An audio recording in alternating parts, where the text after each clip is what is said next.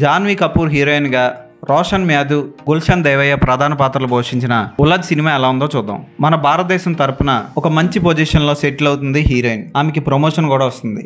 అయితే ఆమె ద్వారా దేశ రహస్యాలు తెలుసుకోవడం కోసం పాకిస్తాన్ ఎలాంటి కుట్ర పన్నింది, ఆ కుట్రలో ఆమె ఎలా ఇరుక్కుంది, ఆమె సుహానా పాకిస్తాన్ పన్నిన కుట్రలోంచి ఎలా బయటకు వచ్చింది, దేశాన్ని ఎలా కాపాడింది అన్నదే సినిమా. ఈ సినిమా కథ మెల్లిగా నీట్గా స్టార్ట్ అయ్యి ఒక మంచి ట్విస్ట్తో స్టార్ట్ అవుతుంది. ఆ ట్విస్ట్ వచ్చిన దగ్గర నుంచి ఊపిరి సలపనంతా యాక్షన్ని పుంజుకుంటూ మెల్లిమెల్లిగా స్లో అయిపోతూ ఒక్కొక్కసారి మళ్ళీ రైజ్ అవుతూ మళ్ళీ స్లో అయిపోతూ మళ్ళీ రైజ్ అవుతూ ఉంటుంది ఈ సినిమా. ట్విస్టులు అన్నీ బాగుంటాయి. మనం ఊహించని క్యారెక్టర్లు ఇష్టం వచ్చినట్టు మలుపు తిప్పుతూ ఉంటాయి కథని. రాజేష్ తెలంగ క్యారెక్టర్ కానీ, గుల్షన్ దేవయ్య క్యారెక్టర్ కానీ అద్భుతమైన ట్విస్టులు ఇస్తాయి. అయితే ఈ సినిమా ఎక్స్పెక్ట్ చేసినంత గొప్పగా అనిపించదు.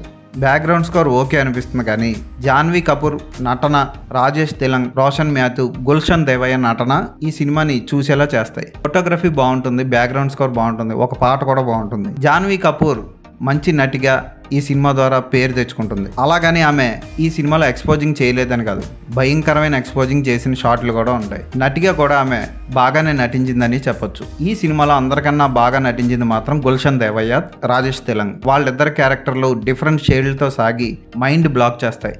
గుల్షన్ దేవయ్య ఇంత గొప్ప విలనిజం పండించగలడా అనిపిస్తుంది. పర్వాలేదు అనిపించే ఈ థ్రిల్లర్ని ఒకసారి చూడొచ్చు. ఈ సినిమాకి నేను ఇచ్చే రేటింగ్ 2.5/5.